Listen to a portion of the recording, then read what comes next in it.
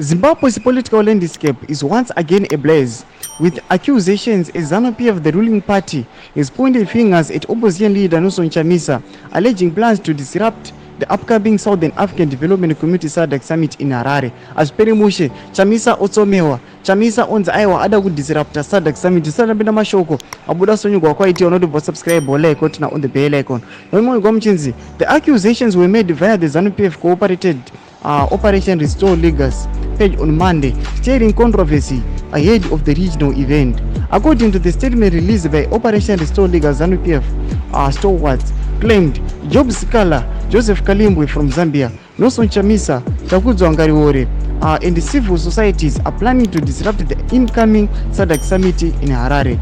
The allegations have raised eyebrows among political observers as they come amidst preparations for the 44th Ordinary Summit of Heads of States and Government scheduled for August 17, 2024.